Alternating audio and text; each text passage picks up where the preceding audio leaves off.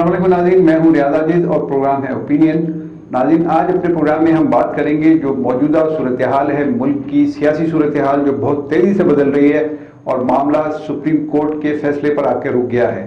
بظاہر ایسا لگتا ہے کہ سپریم کورٹ میں معاملہ ابھی چلے گا، کچھ دیر اس پہ اور ڈسکشن ہوگا، تو یہ خیال ہے کہ سپریم کورٹ کو شاید یہ کہنا پڑے کہ جو گورنمنٹ ہے چونکہ فارم ہو رہی ہے اور اتنے آگے نکل گئے تو لہٰذا جو ڈسولوشن اور اسمبلی ہے اس کو ایز اٹ از قبول کر لیتے ہیں اور بات کو آگے بڑھاتے ہیں، جیسا کہ ماضی میں بھی ہوتا رہا ہے۔ تو ہم اسی صورتحال پہ بات کریں گے کہ آگے ہونے کیا جا رہا ہے۔ بات کرتے ہیں، گفتگو کرنے کے لیے تشریف رکھتے ہیں عابد عباسی صاحب۔ عابد عباسی سینئر جرنلسٹ ہیں اور بارکو پریس کلب کے ممبر ہیں۔ ان کے ساتھ موجود ہیں جناب نسیم نون صاحب، آپ بھی سینئر جرنلسٹ ہیں، بارکو پریس کلب کے صدر ہیں، اور ان کے ساتھ موجود ہیں فاروق علی صاحب جو سینئر جرنلسٹ ہیں اور بارکو پریس کلب کے انفارمیشن سیکرٹری ہیں۔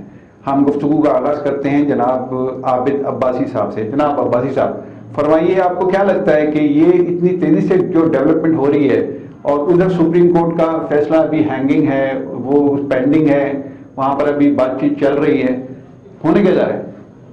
سب سے پہلے تو آپ کا بہت شکریہ کہ آپ نے اس انتہائی اہم موضوع کے اوپر ہمیں مدعو کیا۔ زیادہ روشنی تو نسیم نون صاحب ڈالیں گے، سینئر جرنلسٹ ہیں۔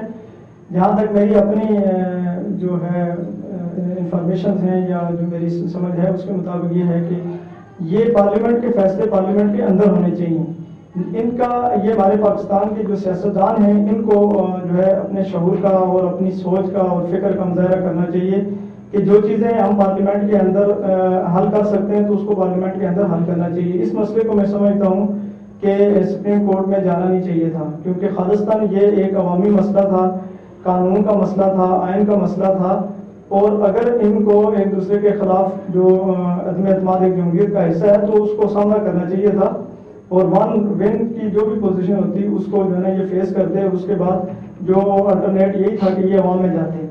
اور اگر انہوں نے انتخابات کا ہی آپشن چوز کرنا تھا تو ان کو پہلے ہی جو ہے نا انتخابات کے لیے یہ کال کر لینی چاہیے تھی، اور اس طرح اسمبلی کے اوپر عدم اعتماد کی تحریک اور پھر اس کی اسپیکر کی رولنگ۔ اب اس میں آئینی کیا ہے اور غیر آئینی کیا ہے، اور اس میں آرٹیکل 5 ہے، آرٹیکل 6 ہے۔ اب چونکہ معاملہ سپریم کورٹ میں ہے تو اس کے اوپر ہم کوئی اتنی رائے دے نہیں سکتے ہیں، وہ فیصلہ کریں گے کہ آیا حقیقت کیا ہے۔ جی نسیم نون صاحب، آپ کیا سمجھتے ہیں جو موجودہ صورتحال ہے اس میں عمران خان کا ایک کلیم ہے کہ ان کے خلاف ایک سازش ہوئی ہے اور یہ عالمی سازش کا حصہ ہے، مغربی سازش کا حصہ ہے، اور اسپیسیفکلی انہوں نے کہا کہ امریکہ کی طرف سے سازش کی گئی ہے۔ نام بھی اب تو سامنے آ گیا کہ کس نے کہا، کیا کہا۔ کیا لگتا ہے آپ کو واقعی یہ سازش ہوئی ہے؟ بسم اللہ الرحمن الرحیم۔ ریاض عاجز صاحب، آپ کا بہت شکریہ، آپ نے پروگرام میں مدعو کیا۔ بات یہ کہ موجودہ جو سیاسی صورتحال ہے وہ بڑی گم و گم صورتحال بنی ہوئی ہے عوام کے لیے، ملک کے لیے۔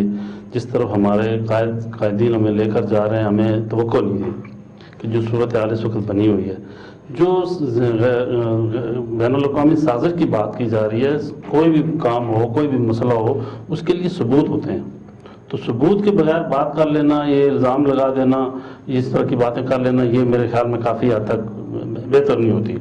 تو ثبوت اس وقت تک عمران خان صاحب نے دیا ہے نا، انہوں نے ثبوت، اور کیا چاہیے؟ نہیں، وہ تو لیٹر تو انہوں نے لگا دیا ہے نا، لیکن اس کو عدالت میں لے کر جانا چاہیے تھا، اور اس کے لیٹر کے اوپر انہوں نے بیفور ان بٹوین جو ٹائم تھا اس میں ان کو کام کرنا چاہیے تھا۔ تو اس جو غدار تھے، جن کو غدار اپنی زبان سے وہ کہہ رہے ہیں، ان کے خلاف ان کو کیس کرنے چاہیے تھے، بجائے ان کے خلاف کیس کرنے کے اس لیٹر کو ایک مجمع میں لہرا کر، دکھا کر، پھر جیب میں ڈال کر، پھر جب تحریک عدم اعتماد ہوتی ہے اس پہ امپلیمنٹ آپ نے دیکھا، پوری قوم نے دیکھا کہ کیا وہاں پہ مذاق ہوا۔ تو یہ سارا مذاق جو ہے، یہ میں سمجھتا ہوں کہ اپنی ذات کے لیے، اپنے انا کے لیے، پوری قوم کو، پوری ملک کے جو اس وقت جن حالات سے ملک گزر رہا ہے، پھر آئین کی دھجیاں بکھیر دینا، میں نہیں سمجھتا کہ ایسے لوگوں کو ملک کے اندر قیادت ملنی چاہیے۔ اور وہ ملنی، اور اس کا وہ تو سوال بعد میں آئے گا جناب، وہ تو پھر اب الیکشن میں عوامی فیصلہ کریں گے کہ کس کو قیادت ملنی چاہیے یا نہیں۔ اگرچہ عوام کا فیصلہ ہوتا نہیں ہے پاکستان میں، عملاً کوئی اور فیصلے کر رہا ہوتا ہے۔ جناب آپ فرمائیے، فاروق علی صاحب، آپ کو کیا لگتا ہے کہ لیٹر میں واقعی کچھ ایسی دھمکیاں ہیں کہ جن کا تذکرہ کیا جا رہا ہے، یا یہ لیٹر جو بعد میں اس کی ٹرانسلیشن کی جاتی ہے یا اس میں کچھ ایمنڈمنٹس کی جاتی ہیں سمجھانے کے لیے کہ کیبل میں یہ لکھا ہوا تھا تو اس کو ایلیبریٹ کیا جاتا ہے. تو بعض لوگ یہ کہہ رہے ہیں کہ وہ ایلیبریٹ جو کیا گیا اس میں کچھ بہت زیادہ تجاوز کیا گیا ہے حد سے, گفتگو کا جو کہا بھی نہیں گیا وہ لکھ دیا گیا اس میں, اور اس کو انہوں نے ایک ایشو بنا لیا. ایسا ہے آپ کو لگتا ہے؟ جی میں تو سمجھتا ہوں جو یہ لیٹر کا ایشو چل رہا ہے جو خان صاحب نے آپ سامنے لہرا کے دکھایا تھا جلسے میں اسلام آباد کہ دھمکیاں مل رہی ہیں اس وقت. دیکھیں جی, اگر کوئی بھی اس طرح کا لیٹر تھا یا گورنمنٹ کی انفارمیشن میں تھی یہ چیز, ان کو آپس میں اس کے اوپر ڈسکس تو اس وقت کرنا چاہیے تھا. اس کو سپریم کورٹ یا کسی ایسی جگہ پہ قوم کے سامنے لانا چاہیے تھا جو بھی معاملات تھے اس کے اندر. ابھی تو یہی خبروں کے ذرائع سے سامنے آ رہی ہیں جی. تو نیشنل سیکورٹی کونسل میں انہوں نے رکھا تو وہ خط, اور اس کو بقول ان کے کہ انہوں نے سب نے اس کو تصدیق بھی کر دی کہ ہاں بھی دھمکیاں ہیں, حالانکہ لکھا ہوا کچھ اور ہے. وہ جو لیکن اس کے اندر واضح میں نہیں سکتا کوئی اس طرح کی دھمکی ہوگی, لگتا نہیں ہے مجھے. میں ذاتی طور پہ یہی کہہ رہا ہوں کہ باقی پتہ نہیں کہ جب تک لیٹر سامنے انہوں نے تو رکھا ہے کمیٹی کے سامنے, لیکن یہ ہے کہ مجھے نہیں لگتا کہ اس کے اندر ایسی کوئی دھمکی تھی پرائم منسٹر کو دی گئی ہو, وہ سامنے نہیں آئی وہ اس طرح کی. میں نہیں سمجھتا کہ اچھا یہ سفارتی آداب کے بھی خلاف ہے. آپ نہیں سمجھتے کہ اس طرح کی کوئی چیز ہوئی ہوگی؟ ماضی میں کبھی ہوئی ہے؟ بھٹو صاحب کے خلاف بھی اس طرح کا ایک لیٹر انہوں نے لہرایا تھا, دکھایا انہوں نے بھی نہیں تھا. دکھایا تو نہیں تھا, لیکن یہ ہے کہ لیٹر آتے رہتے ہیں. لیٹر تو صاف ظاہر ہے وہ آ گیا, کس حساب سے انہوں نے لکھا, کیا لکھا, اس میں کیا تھا, کس طرح کی دھمکی تھی. لیکن بعض بات کے ایشو چلتے ہیں, لیکن اگر جس طرح کی وہ انہوں نے اس کو ہائی لائٹ کر دیا مسئلے کو, میں سمجھتا ہوں اتنا زیادہ اس میں کوئی دھمکی تو لگتی نہیں. اچھا اب کرنٹ صورتحال میں کیا لگتا ہے آپ کو عابد صاحب کے گورنمنٹ اب فارم کرنے جا رہی ہے انٹرم گورنمنٹ, یعنی پریزیڈنٹ صاحب نے لیٹر بھی لکھ دیا, اپوزیشن لیڈر کو بھی لکھ دیا, وزیر اعظم صاحب کو بھی لکھ دیا, اور انہوں نے کہا انٹرم گورنمنٹ عبوری حکومت جو ہے وہ قائم ہوگی, یہ اس کا عرصہ ہوتا ہے 90 دن کے لیے وہ قائم کی جائے گی. تو اب اس کے لیے اپوزیشن کہتی ہے کہ یہ جب ہم اس پورے پروسیس کو مانتے ہی نہیں تو پھر انٹرم گورنمنٹ ہم اس آدمی سے کیسے کنسیڈر کریں گے جس کو ہم یہ سمجھتے ہیں کہ وہ اس کو ہم نے فارغ کر دیا تھا. آپ کو لگتا ہے کہ ایک اسٹیج ایسی آئے گی کہ اپوزیشن کہے گی کہ ہاں ٹھیک ہے بھائی چلو اب سارا معاملہ ہو گیا, بھول جاتے ہیں, اب انٹرم گورنمنٹ میں اپنا آدمی رکھتے ہیں؟ اس میں سر ایک تو بات یہ ہے کہ اب یہ فیصلہ چلا گیا ہے سپریم کورٹ کے پاس. پہلے تو سپریم کورٹ نے یہ ڈیسائیڈ کرنا ہے کہ جو ڈپٹی اسپیکر نے اقدام کیا ہے وہ درست بھی ہے یا نہیں. اگر اس کو ریسٹور کیا جاتا ہے تو پھر تو دوبارہ عدم اعتماد کی تحریک ہوگی اور اس کے لیے ووٹنگ ہوگی, اور پھر اس کا کیا سینیریو بنتا ہے, کیا یہ اسمبلیاں باہر ہو جاتی ہیں اور پھر یہ گورنمنٹ کچھ عرصہ فنکشن کرتی ہے اور اس کے بعد کوئی پراپر طریقے سے انتخابات کا انعقاد کیا جاتا ہے یا کوئی اناؤنسمنٹ کی جاتی ہے.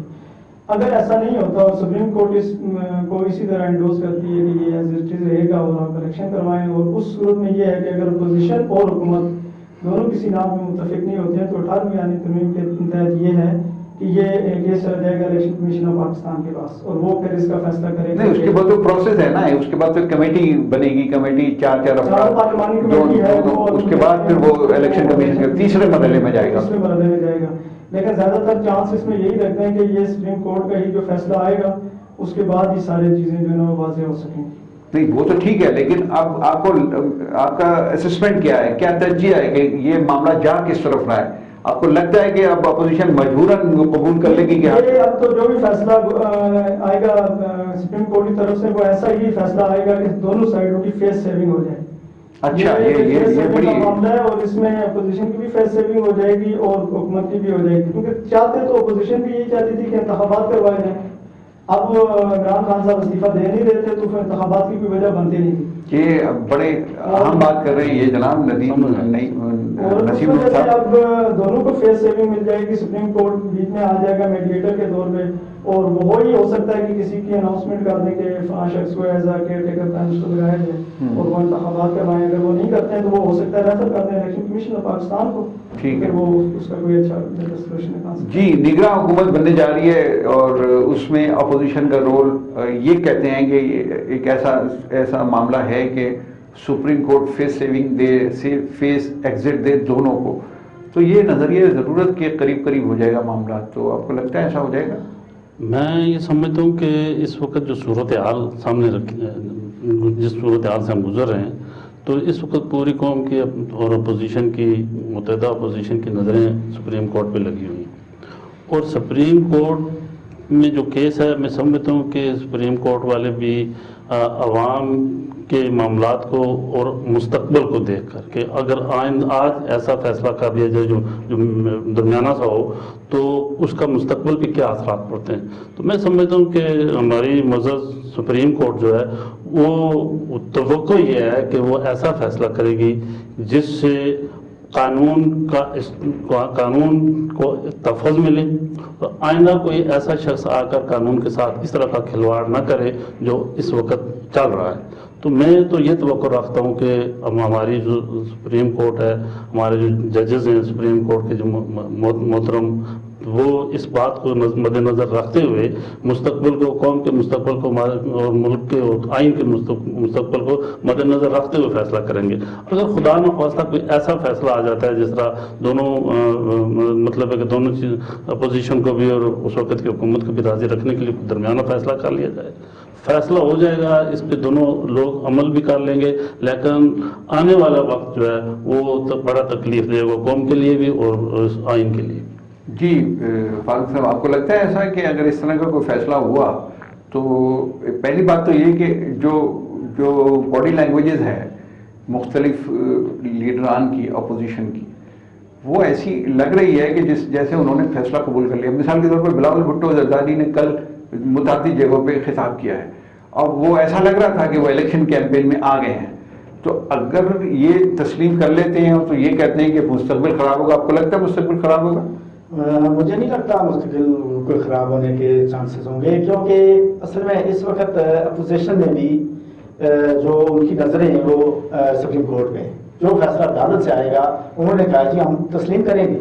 ٹھیک ہے, اگر عدالت فیصلہ جو بھی دے گی اپوزیشن کی سمجھ میں آ گیا وہ بھی تسلیم کریں گے. میں سمجھتا ہوں کہ ایسے انتشار کی طرف اپوزیشن کو بھی حکومت کو بھی ان کو نہیں جانا چاہیے, اور آپسی مشاورت سے جس طرح کمیٹی میں نام آئے گا نگران وزیر اعظم کے سیٹ اپ کے لیے, تو اس طرح اگر متفقہ طور پر انہوں نے کوئی فیصلہ کیا تو ان کی بامی مشاورت سے اگر کوئی نگران پرائم منسٹر آتا ہے تو میں سمجھتا ہوں کہ وہ الیکشن کی طرف ملک کو لے کے جائے گا. 3 مہینے بعد الیکشن ہو جائیں گے, پھر ہر پارٹی اپنا اپنا زور لگا دے گی. اپوزیشن والے بھی, ابھی تو وہ پی ڈی ایم میرے خیال میں ختم ہو گئی ہے نا, تو اس وقت بلاول صاحب بھی, نون والے بھی اور باقی جتنی پارٹیاں یہ میدان میں آ جائیں گی, اور ووٹ کی طاقت کے اوپر جس کی حکومت بنے گی انشاءاللہ بنے گی. تو میں سمجھتا ہوں کہ تصادم کی طرف بھی نہیں جائے گی, اور حکومت کا جو بھی اپوزیشن ہے اور باقی عوام ہے ان سب کی نظریں اس وقت سپریم کورٹ پہ ہے. جو بھی فیصلہ دے گی وہ عوام کو بھی اور اپوزیشن کو بھی تسلیم کرنا چاہیے. اچھا, آپ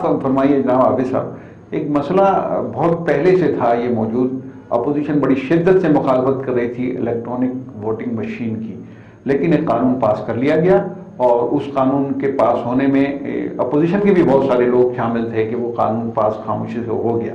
اب اگر وہ ہو گیا قانون تو بن گیا, تو اب الیکشن کمیشن آف پاکستان کے اوپر کیا ذمہ داری ہے قانوناً؟ آپ سمجھتے ہیں کہ وہ پابند ہے اس بات کا کہ اس کو الیکٹرانک ووٹنگ مشین سے کے ذریعے ہی انتخابات کرانے پڑیں گے, کیونکہ قانون بن چکا ہے؟ اور یہ کلیم کر رہے ہیں جناب شیخ رشید صاحب بھی, فواد چودھری صاحب بھی, اور ان کی پوری ٹیم کے آئندہ الیکشن الیکٹرانک ووٹنگ مشین پہ ہوں گے. اور اگر ایسا ہوا تو کیا یہ اپوزیشن کے لیے قابل قبول ہوگا؟ دیکھیں سر, اس میں 2 مسئلے ہیں. ایک یہ ہے کہ ہمیں جدت کی طرف جانا چاہیے. اگر ماڈرنائزیشن کا دور ہے, ڈیجیٹلائزیشن کا دور ہے, تو اس میں صورت میں اگر ووٹنگ مشین پہ کوئی بہتر رزلٹ آ سکتے ہیں تو اپوزیشن کو بھی اس میں تسلیم کرنا چاہیے. پاکستان کے اندر آپ قانون کی بات کرتے ہیں, جیسے ابھی آپ نے پہلے بات کی, لیٹر کے اوپر باتیں ہو رہی ہیں, سفارتی آداب ہوتے ہیں, لیٹرز لکھے جاتے ہیں. ماضی میں بھی بہت سارے ممالک کو ایک دوسرے بلاک میں شامل کیا گیا, نکالا گیا, ان پہ پابندیاں لگائی گئی, سب کچھ کیا گیا. لیکن بہتر مشورہ یہ تھا جب لیٹر سامنے آ گیا تھا تو اپوزیشن کو, حکومت کو مل کر سپریم کورٹ سے مطالبہ کرنا چاہیے تھا اس وقت کہ اس کی ایک جوڈیشل انکوائری کروائی جائے, اور اس وقت تک ہم عدم اعتماد کو واپس لیتے ہیں. میرا خیال ہے یہ بہت اچھا ہوتا کہ ایک تو ساری سازش کا پتہ چل جاتا کہ وہ حکومت کی سطح پر ہوئی ہے, وہ بیرونی سطح پر ہوئی ہے, اس میں اپوزیشن کے لوگ انوالو ہیں, تو یہ چیز بھی کلیئرٹی ہو جاتی. لیکن ہمارے یہاں بدقسمتی یہ ہوتا ہے کہ میمو گیٹ کمیشن بنا تھا, اس کی انکوائری نہیں, وہ تو ایک الگ ڈیبیٹ میں آگے نا. میرا سوال تو ووٹنگ مشین کے حوالے سے تھا. ووٹنگ مشین کے حوالے سے جو اسی طرف آ رہا تھا کہ قانون تو بنتے ہیں لیکن اس کے اوپر عمل درآمد نہیں ہوتا. اب اگر اپوزیشن اعتراض کرتی ہے اور الیکشن کمیشن جو ہے وہ چلا اس کے پاس چلے جاتے ہیں اور الیکشن کمیشن جو ہے اس کے حوالے سے کوئی سپریم کورٹ سے رائے لیتا ہے تو ہو سکتا ہے پھر بھی کوئی اور اس میں پہلو نکل آئے. لیکن میرے آپ کو لگتا ہے کہ الیکٹرانک ووٹنگ مشین کے ذریعے ہوں گے؟ اپوزیشن نہیں مانے گی, حکومت تو مانتی ہے, اس نے ظاہر ہے اس کے اتنا ورک کیا ہوا ہے. اب اس میں یہ دیکھنا پڑے گا کہ نادرا ہمارا کتنا اس میں افیکٹولی رول ادا کر سکتا ہے, اور پھر دوسرا جو ووٹنگ مشین استعمال ہوگی اس کو جو استعمال کروا رہے ہوں گے کیا ان کی کوئی ٹریننگ وغیرہ کا الیکشن کمیشن آف پاکستان نے کوئی انتظامات کیے ہوئے ہیں؟ اتنے شارٹ پیریڈ میں ہو بھی سکتا ہے یعنی. جی نسیم صاحب آپ کو کیا لگتا ہے؟ میں سمجھتا ہوں کہ جی الیکٹرانک جو ووٹنگ مشین ہے اس کو سمجھنے کے لیے ایک عام پڑھا لکھا بندہ جو اس کے لیے ضروری ہوتا ہے. یہ ہمارے ایجوکیشن سسٹم جو ہمارا ہے, ریشو ہے جو ہمارے بزرگ جو ہیں وہ اس لیول پہ اس کو چلا نہیں سکیں گے, فنکشنل نہیں کر سکیں گے, تو وہ کیسے وہ الیکٹرانک مشین پہ جا کر وہ اپنا ووٹ ڈالیں گے؟ کہ یا تو اس کے ساتھ جائے گا بندہ, اس کو سمجھائے گا کہ اس مشین کو یہ یہاں یہ بھی سمجھائے گا اس کو ڈال دو, ہاں اس کو ڈال دو. پھر جب وہ جائے گا تو پھر وہ بھی یہ بھی سمجھائے گا اس کو ڈال دو بھائی. ہاں یہ اگر وہ نہیں سمجھائے گا تو اسی بٹن پہ کلک کروا دے گا, اس پہ کلک کر دو بھائی, ٹھیک ہے نا. تو میں یہ سمجھتا ہوں کہ یہ قوم کے ساتھ کھلواڑ ہے, جو کھلے الفاظ میں کہہ رہا ہوں, یہ کھلواڑ ہمارے قائدین اس طرح کا کھلواڑ نہیں کرنا چاہیے. ویسٹ میں یہ ہوتا رہا ہے, فرانس میں ہوتا رہا ہے, یہ الگ بات ہے کہ فرانس نے اس کو ختم کر دیا, لیکن ہوتا تو رہا ہے. وہ دیکھا انہوں نے کہ تجربہ ناکام رہا ہے نا, جب ناکام رہا ہے جو ہم سے سینئر لوگ ہیں وہ فرانس میں بھی ہمارے جیسے ملک کے لوگ ہیں وہ جا کے بتاتا ہے اس والے بٹن پہ وہاں تو نہیں ہے, اس کے باوجود وہاں پہ فیل ہو گیا, انہوں نے بند کر دیا. ہمیں یہ اس کو چلانے کی کیا ضرورت ہے؟ جی ہماری صلاحیتیں. فاروق صاحب آپ کو کیا لگتا ہے الیکٹرانک ووٹنگ مشین کے ذریعے انتخابات دیکھ رہے ہیں اگلے آپ؟ نہیں, ہم تو یہ سن رہے ہیں کہ جی مشینوں کے ذریعے اگلی الیکشن میں ووٹنگ ہوگی. جس طرح نون صاحب نے بڑی اچھی بات کی کہ ہمارے یہاں پاپولیشن جو سادہ لوگ ہیں, دیہاتی لوگ ہیں, گاؤں کے رہنے والے ہیں, پہاڑوں کے اوپر رہنے والی ایک پاپولیشن ہے, اور انہیں تو پتہ ہی نہیں ہے اس سے بات. اتنی زیادہ ووٹنگ جو ہماری اس طرح کی ہوتی ہے, جو نادرن ایریا میں جو لوگ ہیں جن کو تو پتہ ہی نہیں ہے کہ اے ٹی ایم مشین کیا ہے. ووٹنگ تو دور کی بات ہے نا, جب ووٹنگ مشین کے اوپر اپنا ووٹ کاسٹ نہیں کر سکیں گے تو وہ ووٹ یا تو ضائع ہو جائے گا یا کسی اس کے اگینسٹ چلا جائے گا. جس پارٹی کو اس نے دینا ہے اس کا تو بتانے والا ہوگا نا کہ اس کو دینا ہے, وہ بتانے والا وہ اگر دے رہا ہے کہ اپنی اس نے اپنا ووٹ کا جو استعمال کرنا ہے اپنی مرضی سے کرنا ہے, تو دوسرا بتائے گا اس پہ لگاؤ آسانی سے آپ ہو جائے گا, تو وہ تو اس کا لگا دے گا. اچھا دھاندلی کے چانسز ہیں اس کے ذریعے, آپ کو کیا لگتا ہے؟ جیسے نسیم صاحب نے بات کی, یہ بہت زیادہ ایک ہے نا وہ معنی خیز بات ہے اس لحاظ سے کہ ہماری جو خواتین ہیں جو 45 ابو ایج کی ہیں وہ اتنی ایجوکیٹڈ نہیں ہیں, اور اس کے علاوہ ہمارے بزرگ ہیں جن کے پاس یہ بالکل فاروق صاحب نے بھی کہا کہ اے ٹی ایم مشین کا ہمیں چلانے کا پتہ نہیں آتا. جب یہ احساس پروگرام چلا تھا تو ہمارے کئی لوگوں کے ساتھ اس طرح دھوکہ ہوا ہے کہ لوگوں نے مشین کو استعمال کرنے کا طریقہ بتاتے بتاتے پیسے نکال کے لے گئے. تو آج یہ تو بہت ایزی ہو جائے گا کہ اس میں دھاندلی تو بہت ہوگی, جو جس پولنگ اسٹیشن پہ جس پارٹی کا بندہ پاور میں ہوگا. لیکن ابھی تھوڑی دیر آپ کہہ رہے تھے تھوڑی دیر پہلے کہ نہیں ہونا چاہیے, تو بڑی اچھی بات ہے, ٹیکنالوجی کو اپنانا چاہیے. ابھی آپ نے نسیم نون صاحب کی بات سن کے تو اپنا بیان ہی بدل دیا ہے, انفلوئنس کر رہے ہیں نسیم صاحب آپ کو. میں نے ساتھ ایک بات اور کہی تھی کہ اس کے لیے ٹریننگ ضروری ہے, پراپر ٹریننگ. وہ پراپر ٹریننگ کس کی ہوگی؟ پبلک کی ہوگی. پبلک کو پہلے بتایا جائے, اس کے لیے سیمینار کیے جائیں, گلی محلے یونین کونسل کے لیول پہ جا کے پہلے عوام کو بتایا جائے کہ آپ نے ووٹ اس طرح کاسٹ کرنا ہے, یہ طریقہ ہوگا. تو یہ تو بہت ٹائم لگے گا, تو سالوں کی بات ہے. ایک جب سسٹم بنایا جاتا ہے تو سسٹم پہلے بنا کر اس کو آزمائشی بنیادوں پہ لایا کیا جاتا ہے. اگر ان میں یہ سسٹم لانا ہی تھا تو اس کو بلدیاتی انتخابات ہوئے تو وہاں ٹرائی کر دیتے. ٹھیک ہے, آپ جناب بتائیے نسیم صاحب کہ یہ الیکٹرانک ووٹنگ مشین اگر اپوزیشن نہیں مانتی, کیا سینیریو بنے گا کہ اپوزیشن مان ہی نہیں رہی ہے اور وہ الیکشن کمیشن نے اناؤنس کر دیا اس لیے کہ وہ پابند ہے قانون کا, اور وہ پٹیشن چلی جاتی ہے سپریم کورٹ نے, سپریم کورٹ بھی اس کو اگر اپروو کر دیتا ہے کہ ہاں ٹھیک ہے بھائی آپ کو اس کے تحت نہیں کرانا پڑے گا اس لیے کہ قانون بن چکا ہے, تو پھر کیا کرے گی اپوزیشن ایسے ماحول میں؟ پھر میرا خیال میں یہ ایک فرضی سوال کر رہا ہوں آپ سے. ٹھیک ہے, یہ جو باتیں آپ کر رہے ہیں وہ اس سے یہ سمجھ آ رہی ہے کہ ہم کوئی قوم نہیں ہے, ہم پہ جتنے بھی احکامات مسلط کیے جائیں گے ہماری جو رائے ہے اس کا کوئی مطلب اس کو کوئی تحفظ نہیں ہے. جو قائد کہے گا, جو لیڈر کہے گا, وہ جابر ہوگا, ظالم ہوگا, جو کہے گا وہ ہم نے ماننا ہے. اس سے پہلے نہیں ہوتا رہا یہ؟ جمہوریت تو نہیں ہے، اس سے پہلے نہیں ہوتا؟ نہیں، حکومت اور اپوزیشن. عمران خان آپ کی مرضی سے آیا تھا؟ میری مرضی سے نہیں آیا، کسی کی مرضی سے آیا تھا نا سر، وہی آ گیا، لیکن ہمیں پتہ تو چل گیا نا کہ لانے والوں کو بھی پتہ چل گیا، عمران خان کا پتہ چل گیا کہ اس نے آ کر ہمارے ساتھ وعدے کیا کیے تھے اور ان وعدوں کے اگینسٹ. اچھا آپ یہ سمجھتے ہیں کہ اگر یہ الیکٹرانک ووٹنگ مشین آئی تو ظلم ہوگا لوگوں ظلم پہ، ہوگا، جبر جبر ہوگا، اس لیے کہ دو فریق ہیں، اپوزیشن ہے، حکومت ہے، ٹھیک ہے جی، ایک فریق مان رہا ہے، ایک نہیں مان رہا، تو جو نہیں مان رہا پھر اس کو فریق ہی نہ رکھیں آپ، یہ طرفہ کاروائی کر لیں. اگر فریق ہے، اگر انصاف کرنا ہے تو اس کی بھی بات کو سنیں، اس کی بھی بات کو مانیں، جہاں ساری باتیں اس کی ٹھیک نہیں ہوں گی، لیکن جو بات فریق اول کی ٹھیک ہے اس کو مانیں، جو فریق دوم کی ٹھیک ہے قوم اور ملک کے لیے اس پہ عمل کرنا. فاروق صاحب آپ بتائیے کہ آپ کو کیا لگتا ہے کہ یہ جو کچھ سینیریو بنا ہے اس کے پیچھے سازش کا نام تو لیا جا رہا ہے اور بات امریکہ پہ رکھی جا رہی ہے، لیکن اس سازش کا فریق کوئی لوکل مقامی طور پر ہے، جیسا کہ معاملات چل رہے ہیں اسٹیبلشمنٹ کے اور گورنمنٹ کے تھوڑے سے دوریوں؟ دیکھیے جی، جس طرح میں یہ جو سلسلہ پچھلے کئی دنوں سے چل رہا ہے اپوزیشن کا عدم اعتماد تاریخ، اور جو کچھ پارلیمنٹ میں ہوا ساری قوم نے دیکھا، پوری دنیا نے دیکھا، اور سازش، بیرونی سازش تو نہیں، میں بیرونی کی بات نہیں کر رہا، اب میرا سوال اندرونی کا ہے، ہاں، کہ یہ کیا ہے، اس کو رہے ہیں سنا، اس کو رہے ہیں تو کیا ہے، اس کو رہے ہیں، وہ کہتے ہیں نا بہو کو کہہ رہے ہیں بیٹی کو سنا رہے ہیں، بیٹی کو کہہ رہے ہیں بہو کو، تو اس طرح کے وہ ہیں معاملات. اس طرح کے معاملات تو آلریڈی ہوں گے، میں سمجھتا ہوں کہ ہوں گے، کہ تبھی اصل میں امریکہ کو نہیں ہے، سازش کسی اور نے کی ہے، وہ کہہ نہیں پا رہے ہیں کہ سازش انہوں نے کی. یہ اندرونی امریکہ ہے، بیرونی امریکہ نہیں ہے یہ. اچھا، اندرونی امریکہ کو کہہ رہے ہیں، وہی بات آپ والی کہ میں کہہ رہی ہوں بیٹی کو اور سنا بہو کو رہی ہوں، بہو کو رہی ہوں. تو یہ جب انہوں نے اپنا ملائم ہاتھ جو ان کا ہٹ گیا تو پھر انہوں نے یہ ملائم تھا، بڑا پیارا ہاتھ تھا، شفقت والا. باپ کا ہاتھ تو شفقت والا ہی ہوتا ہے نا، ملائم ہوتا ہے، پیار والا ہوتا ہے. تو جب ہاتھ ہٹ گیا پھر انہوں نے وہ شفقت سے محروم ہوئے نا.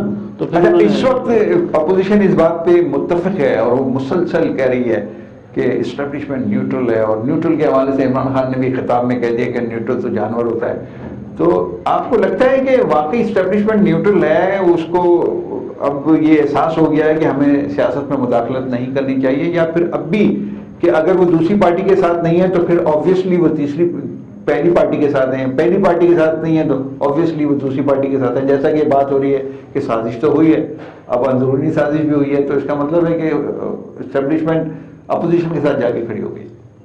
اس میں معذرت کے ساتھ ہمارے جو سیاستدان ہیں نا، انہوں نے ہمیشہ ماضی میں بھی اور ہمیشہ الزامات اسٹیبلشمنٹ پہ لگائے ہیں، لیکن جب بھی ان کو موقع ملا ہے اسٹیبلشمنٹ کے خلاف اپنا ووٹ کرنے کا، انہوں نے بسپائی اختیار کی. اس کی ایک بہت مثال ماضی میں دینا رہی، شریف صاحب سے پہلے کیانی صاحب کی تھی کہ ان کو ایکسٹینشن دی گئی، اور اسی بیس کے اوپر جب رحیل شریف صاحب کو آفر ہوئی تو انہوں نے انکار کر دیا کہ میں نہیں جانتا. وہ بندہ نیوٹرل تھا کسی حد تک، کیونکہ بہت سارے معاملات اس گورنمنٹ کے اندر بھی ہوئے ہیں، لیکن جو باجوہ صاحب جب یہاں آئے اور ان کی ایکسٹینشن کا وقت آیا تو سپریم کورٹ نے ان کو ایک موقع دیا کہ آپ فیصلہ کریں کہ بھائی ان کو ایکسٹینشن ملنی چاہیے نہیں ملنی چاہیے. لیکن وہ پاکستان کے تمام ادارے ہمارے لیے قابل احترام ہیں. اگر سپریم کورٹ کے اندر یہ چیز سیٹل کی جا سکتی ہے کہ سینئر موسٹ جج سپریم کورٹ کا جج لگے گا، تو کیوں آرمی کے لیے یہ اس وقت قانون پاس نہیں ہو سکتا تھا کہ آئندہ کے بعد سینئر موسٹ جنرل جو ہے وہ آرمی چیف بنے گا، ایکسٹینشن نہیں دی جائے گی. وہاں پہ انہوں نے خود باجوہ صاحب کو اسمبلی میں بل پاس کر ایکسٹینشن دی ہے. ابھی جو سارے معاملات چل رہے ہیں یہ اسی ایکسٹینشن کا نتیجہ ہے. وہ تھرڈ ٹرم مانگ رہے ہیں اور حکومت دینا نہیں چاہ رہی ہے. حکومت کو پتہ ہے اگر ان کو دیے تو شاید معاملات آگے ہمارے ہاتھ میں نہ ہو، تو جس کی وجہ سے اب ہم کچھ کہہ نہیں سکتے ہیں کہ اس میں ہے. اب حکومت ثبوت پہ، جو حکومت بھی اور اپوزیشن بھی دونوں کو اسٹیبلشمنٹ کے خلاف ثبوت دینے چاہیے عوام کو. یہ ہمارے پاس ثبوت ہیں، ہمارے ساتھ یہ میٹنگز ہوئی ہیں، مخالفین کے ساتھ یہ میٹنگز ہوئی ہیں، یہاں پہ انہوں نے ہمارے خلاف یہ بات کی، پھر کھل کے بات کریں. اچھا نون صاحب، فون آتا ہے اسٹیبلشمنٹ کی طرف سے، میں تھوڑے سے ویسے ہی بات کرتا ہوں کہ فون آتا ہے اسٹیبلشمنٹ کی طرف سے، کہتے ہیں فون کال آئی اور وہ ایک آدمی ادھر بیٹھا تھا اپوزیشن میں بیٹھا تھا، وہ حکومت میں چلا گیا، حکومت میں بیٹھا تھا اپوزیشن میں. ایسا کیا ہوتا ہے فون کال میں کہ وہ ایک دم سے اٹھ کے ادھر سے ادھر چلا جاتا ہے؟ کیا کہا جاتا ہے فون کال پہ آپ کے خیال میں؟ میں میرے ذاتی جو رائے، اگر یہ فون کال آتی ہے اسٹیبلشمنٹ کی رائے پہ آتی ہے تو پھر وہ جو ایک روٹین ہے ہماری کہ جب اسٹیبلشمنٹ چاہتی ہے کہ اس کو ادھر کر دیں تو ایک کال کرتے ہیں کہ بھئی آپ کی یہ فائل جو ہے آپ کا ریکارڈ ہے جو ماضی جو ہے یہ ہمارے ہاتھ میں ہے. اچھا. تو اگر یہ کریں گے تو یہ ہوگا, یہ کریں گے تو یہ ہوگا. تو ماضی کے ریکارڈ سے کیا مراد ہے آپ کی؟ ماضی کا ریکارڈ تو سب کا ہی ہوتا ہے. سب کا ہوتا ہے نا. مطلب وہ اس کے کرپشن کے معاملات وہ یہی ہوتا ہے. دیکھو نا, وہ والی فائل ہے, اس کی 2 نمبر والی فائل ہے. میں بحثیت سے قوم, ایک قوم کی اکائی, کس منہ سے قوم کہ ہمارے قائدین کرپشن نہیں کرتے؟ میرے پاس اگر اس کا ریکارڈ نہیں ہے, لیکن آپ یہ کہہ رہے ہیں کہ ماحول میں جو ماحول ہمیں پرووائڈ کیا گیا ہے وہ تو بتاتا ہے. آپ کو لگتا ہے کہ اس حمام میں سبھی ننگے ہیں؟ سب ننگے, سب کرپشن کرتے ہیں, سب نون لیگ کا ہو, پی ٹی آئی کا ہو. میں سمجھتا ہوں کہ وہ کرپشن نہیں کرتا جو کسی ادارے کا نائب کا صدر چپراسی ہے نا, وہ بھی کوشش کرتا ہے کہ میرا بھی اگر آج کی دیہڑی لگ جائے تو میں لگا لوں. اچھا. یہ ماحول ایسا بنا ہوا ہے. اچھا. میں یہ سمجھتا ہوں کہ وہ فائلیں ہوتی ہیں ان کے پاس ضرور, اور اس فائل کی وجہ سے وہ فون کال جاتی ہے. فون کال جاتی ہے. یہ 2 راستے ہیں, آپ نے اللہ نے بتا دیا 2 راستے, ایک جنت کا ایک جہنم کا ہے. تو وہی بتا دیا, وہ بھی کہتے ہیں یہ اچھا. مذہب کا استعمال پالیٹکس میں بہت زیادہ اس گورنمنٹ میں دیکھا گیا, اگرچہ سب نے کیا ہے, بھٹو صاحب نے بھی کیا اپنے دور میں, نواز شریف بھی امیر المومنین بننا چاہتے تھے. پیپلز پارٹی میں کہہ رہا ہوں کہ بھٹو صاحب نے بھی اپنے دور میں کیا, جمعے کی جیسے انہوں نے چھٹی کر دی, ایک مذہب کارڈ تو تھا بہرحال, لیکن وہ خود مذہبی نہیں تھے. اس گورنمنٹ نے بہت زیادہ مذہبی کارڈ کو استعمال کیا ہے. مدینے کی ریاست بنا رہے ہیں, تو وہ انہوں نے ابھی جو کیمپین چلائی ہے کہ وہ جو انہوں نے, مجھے تو کہنا بھی اچھا نہیں لگتا کہ وہ جس طریقے سے وہ, مطلب سوال میں بھی مجھے عجیب سا لگ رہا ہے کہ آپ کہہ رہے ہیں کہ نہیں انل منکر یا عامر بن معروف کی بات آپ کرتے ہیں. تو یہ تو بڑی عجیب سی بات ہے کہ آپ اپنے آپ کو کیا سمجھ رہے ہیں کہ آپ پارسا ہیں, آپ کون سی دنیا کی مخلوق ہیں کہ آپ کے ساتھ جو کھڑا ہے وہ امر بالمعروف ہے اور جو آپ کے مخالف ہے وہ نہیں انل منکر ہے. تو یہ ٹھیک ہے آپ کے خیال میں؟ دیکھیں جی, جس طرح ریاست مدینہ کا نام لیا گیا اور اس ملک کو ایک ریاست مدینہ کا اسٹیٹ بنائیں گے, ہم ریاست مدینہ کے طرز کی ریاست بنائیں گے, لیکن میں سمجھتا ہوں کہ جس طرح کا یہ مذہبی کارڈ استعمال کیا گیا, یہ یا تو حقیقی معنوں میں ریاست مدینہ بنا کے دکھائی جاتی کہ پتہ چلتا جہاں پہ عدل انصاف سامنے ہر چیز نظر آتی, 1 سال میں بھی 6 مہینے میں وہ چیز نظر آ جاتی ریاست مدینہ والی اسٹیٹ. لیکن وہ بنائے تو لنگر خانے بنائے ہیں انہوں نے, مرغیاں بانٹی ہیں انہوں نے, کٹے دیے ہیں لوگوں کو, یہ پتہ نہیں بہت کچھ وہ آیا ہے ریاست مدینہ کا وہ اس طرح. لیکن مقصد یہ ہے جو ایک اسلام کے نام, اسلامی ریاست جس کا اسٹیٹ میں جہاں پہ انصاف ملے جی, سستا انصاف ہر چیز. لنگر خانے تو ظہیر الدین بابر اکبر بادشاہ کے دور میں بھی سرائی بنتی تھی, وہاں پہ بھی لنگر خانے چلتے رہے. یہ سلسلہ تو صدیوں سے چل رہا ہے, جب سے پناہ گاہیں بنائی انہوں نے, سارے بس اسٹاپوں کو پناہ گاہیں بنا دی. تو یہ کم ہے گورنمنٹ کا کہ آپ کو نہیں, چیزیں گورنمنٹ کا کام جس طرح ہیلتھ کارڈ ہے, سب تو اچھا کام ہے, سہولت اٹھا رہی ہے, عوام اس سے بھی مستفید ہو رہی ہے. اور لنگر کھانے ہو سکے وہاں پہ غریب, لیکن غریب لوگوں کو بھکاری بنا دیا. وہ لوگ جو محنت کر کے کھاتے تھے وہ لنگر کھانوں کے اوپر لائنوں میں کھڑے ہیں. اور میں ایک دفعہ ویسے گزرتے ہوئے لنگر کھانے کا میں نے کہا دیکھوں, وہاں پہ آتے کٹے بندے لائن میں کھڑے ہیں, کہتے یار مفت کا کھانا میرا کھا رہے ہیں. تو میں نے کہا پہلے کیا کرتے, پہلے کماتے تھے کھاتے تھے, آج کل پتہ ہے وہاں سے کھا لیں گے. تو وہ ایک قوم کا لنگر کی طرف جا کے نوجوانوں کا وہ ایک میں سمجھتا ہوں ان کو بھکاری بنایا ہوا ہے. لنگر کھانے کے بجائے ان کو یہاں پہ کچھ اور ان کی سپورٹ کی جاتی ہے ایسے لوگوں کی, تو زیادہ وہ میرے بہتری کی طرف جاتا. آپ سمجھتے ہیں یہ بیکری کو بڑھاوا دینے والی بات ہے؟ وہ تو صاف ظاہر ہے, ایک چیز مفت میں وہ لنگر. اچھا, وہاں پہ ملتے بھی ایسے لوگ ہیں جو کھا رہے ہوتے ہیں, وہ یا تو نشئی ہوتے ہیں یا پھر وہ بیگرز ہوتے ہیں, اور اسی طرح کے لوگ ہوتے ہیں. وہاں پہ سفید پوش آدمی کبھی نظر نہیں آئے گا. تو اس میں یہ تو ہے, یہ بالکل ٹھیک ہے. آخری بات جناب, آپ تینوں سے پوچھتا ہوں, آپ کو کیا لگتا ہے کہ اگلی گورنمنٹ کس کی بننے جا رہی ہے پاکستان میں؟ یہ سوال تو ابھی آپ نے بہت مشکل کر دیا. اس کی بیسک وجہ یہ ہے کہ جس طرح پی ڈی ایم بنا ہے, اور پی ڈی ایم جب تقسیم ہو جائے گا تو پھر یہ جو اپنے اپنے نشان پہ یہ الیکشن لڑیں گے, پھر ان کی جو الیکشن مہم چلے گی اس کے بعد جا کے سینیریو بنے گا کہ کس کی طرف حکومت جا رہی ہے. دوسری کچھ فیکٹرز ایسے ہیں جو ان کو بہت زیادہ ڈیمیج کر سکتے ہیں پیپلز پارٹی کو, نواز لیگ کو. وہ ہیں جیسے تحریک لبیک ہے, پاکستان عوامی تحریک ہے, جماعت اسلامی ہے. یہ جتنے ووٹ ٹوٹیں گے اس کا فائدہ عمران خان صاحب کو جائے گا. اس کی بیسک وجہ یہ ہے انہوں نے اپنا ایک بیانیہ ایسا سیٹ کر لیا ہے انٹرنیشنل اسٹیبلشمنٹ کے خلاف, اور کھل کر امریکہ کے خلاف فرسٹ ٹائم پاکستان میں کسی بندے نے بات کی ہے ذوالفقار بھٹو کے بعد. اور اس کا یہ نتیجہ ہماری عوام, جو آپ نے مذہبی کارڈ کی بات کی, ہماری عوام یہ ہے کہ اس کا ایک ریلیجیس ایک بیک گراؤنڈ ہے, جس سے لوگوں کو پتا ہے کہ اگر ہم اس سائڈ پہ بات کریں گے تو زیادہ سے زیادہ لوگوں کی ہمدردیاں ہمارے ساتھ آئیں گی. تو اس لیے بہت سارے لوگوں نے مذہبی کارڈ کا سہارا لیا ہے. اس میں ماضی میں آپ نے ذوالفقار بھٹو صاحب کی بات کی ہے تو انہوں نے ختم نبوت کے اوپر ایک تحریک پاس کی, آئین پاکستان انہوں نے بنایا, بڑے اچھے کام کیے ہیں. اور اس کے علاوہ آپ نے جنرل ضیاء الحق صاحب کا دور دیکھا, انہوں نے بھی آخر میں آ کر ایک ایسا ایک سینیریو سیٹ کیا تھا جو بالکل ریلیجیس پوائنٹ آف ویو اس میں جا رہا تھا. لیکن وہی بات ہے کہ جب آپ کی اندر کی نیت سچی نہ ہو تو آپ مذہبی کارڈ کھیل رہے ہیں, آپ سوشلسٹ کارڈ کھیل رہے ہیں, کچھ بھی وہ کام نہیں آتا ہے. اور میں یہ سمجھتا ہوں کہ جو پاکستان کی جو جنریشن ہے, جس طرح رات کو میں نے دیکھا ہے, اگلی گورنمنٹ کس کو میں کون آ رہا ہے؟ مجھے تو یہ لگتا ہے کہ پیپلز پارٹی کو اور یہ پی ٹی آئی کو ایڈوانٹیج ملے گا. اچھا, آپ کیا کہتے ہیں؟ میں یہ سمجھتا ہوں کہ بنیادی طور پہ اگر الیکٹرانک ووٹنگ ہو جاتی ہے وہ پی ٹی آئی کے فیور میں جائے گی. پھر مذہبی جماعتیں جو ابھی متحرک ہوئی ہیں ان کا نقصان, جس طرح ڈاکٹر صاحب نے بتایا, ابو عباسی صاحب نے, کہ پیپل پارٹی کو اور نون لیگ کو جائے گا, اس میں کوئی شک نہیں ہے. کیونکہ مذہب کا رجحان رکھنے والے لوگ ان جماعتوں میں موجود ہیں.